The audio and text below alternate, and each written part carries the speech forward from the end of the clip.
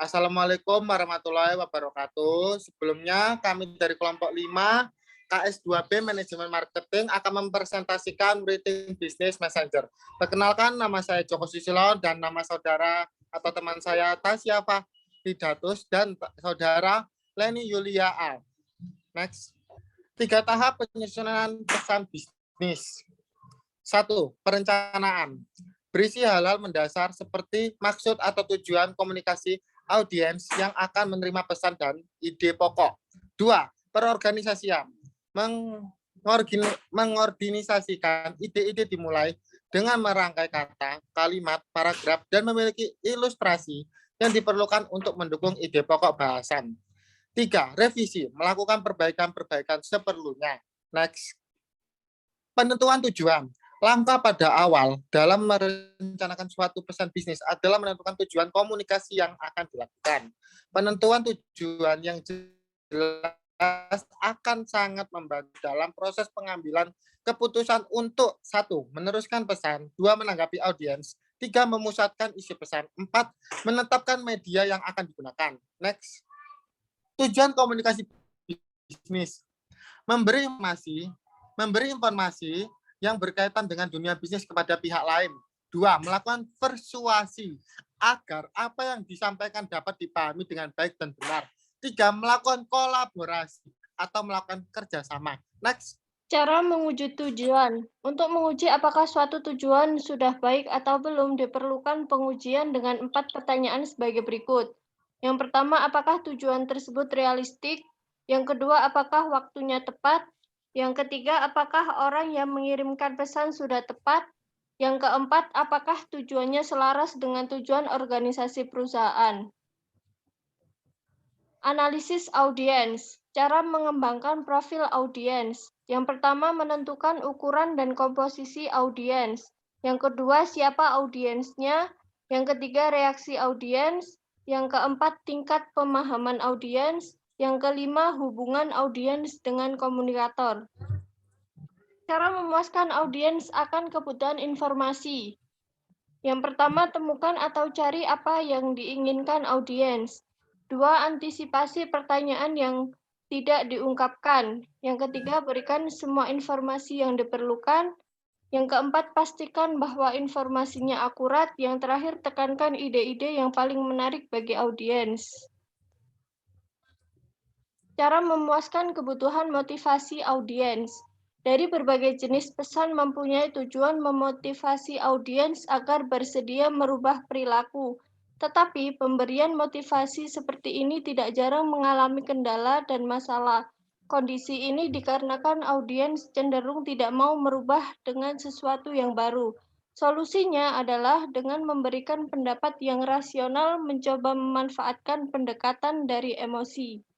Penentuan ide pokok. Ide pokok dapat memotivasi orang untuk melakukan apa yang diinginkan dengan menggabungkan atau menyelaraskan tujuan pengirim dengan tujuan mereka. Sebelum dapat menentukan ide pokok, hal-hal penting harus diidentifikasi terlebih dahulu. 1. Teknik curah pendapat atau brainstorming. Pendekatan yang paling baik adalah curah pendapat yang memberikan keleluasaan pikiran untuk mencari berbagai kemungkinan, menguji berbagai alternatif dengan mempertimbangkan tujuan dan fakta yang ada. 2. Pembatasan cakupan.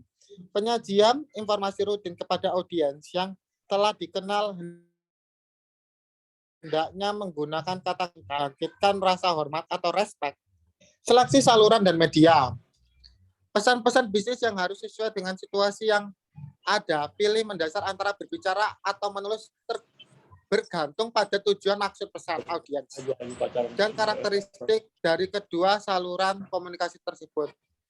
Komunikasi lisan contohnya. Salah satu kelebihan dari komunikasi lisan atau oral communication adalah kemampuan memberikan umpan balik atau feedback dengan segera. Komunikasi lisan ini lebih ekonomis. Contoh kedua, komunikasi tertulis.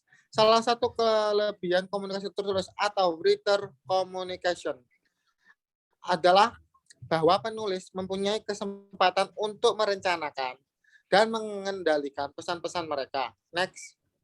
Dasar-dasar penulis pesan bisnis. 1. Memiliki tujuan. 2. Hemat ekonomis. 3.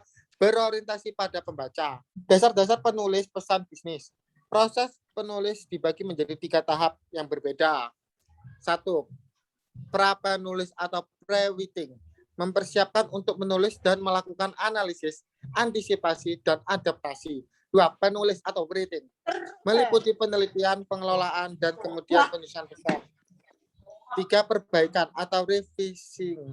Meliputi merevisi, mengoreksi, dan mengevaluasi untuk mengecek kejelasan, keringkasan, nada, dan keruntutan isi pesan. Pengorganisasian pesan-pesan bisnis. Hal-hal yang menyebabkan pesan tidak terorganisasi dengan baik. 1. Terlalu bertele-tele.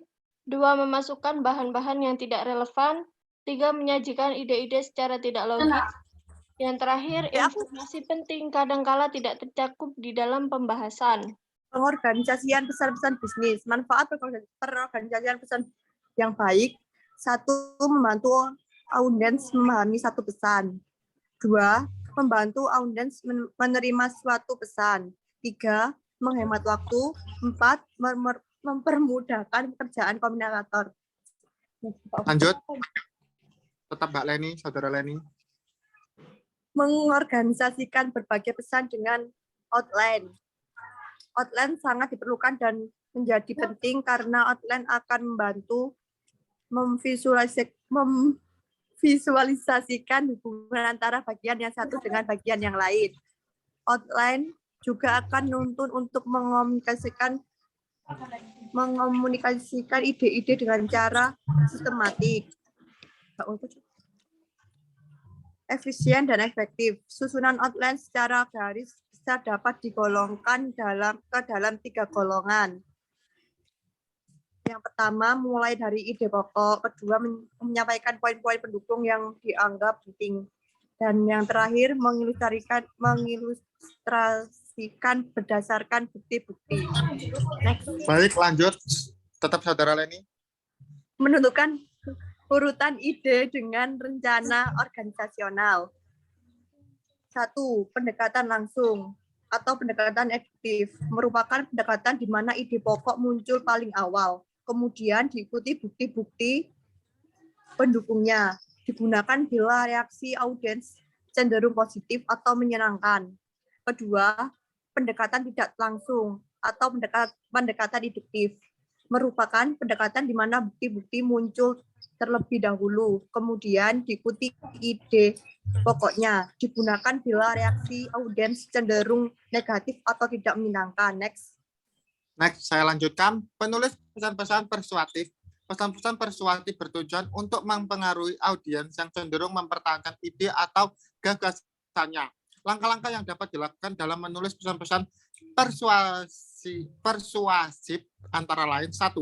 Analisis audiens. Penyampaian pesan-pesan persuasif yang terbaik adalah dengan cara menghubungkan suatu pesan dengan minat dan hasrat audiens. 2.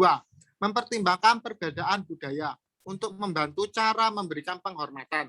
3. Memilih pendekatan organisasional agar penyampaian pesan persuasif dapat tepat sasaran dan sesuai dengan apa yang dikehendaki, maka perlu diperhatikan cara penyampaian kepada audiens, apakah menggunakan pendekatan langsung atau tidak langsung.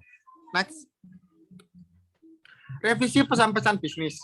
Revisi merupakan langkah terakhir dalam mengembangkan pesan bisnis secara efektif. Masing-masing pesan bisnis tersebut perlu diedit baik menyangkut masalah isi, pengorganisasiannya, gaya penyampaiannya, dan format penulisannya. Baik, thank you. See you next time. Terima kasih. Ini hasil presentasi kami dari kelompok 5. Dan terima kasih banyak. Mohon maaf bila ada salah kata atau salah bicara. Mohon dimengerti untuk teman-teman dan para dosen. Terima kasih. See you next time. Wassalamualaikum warahmatullahi wabarakatuh.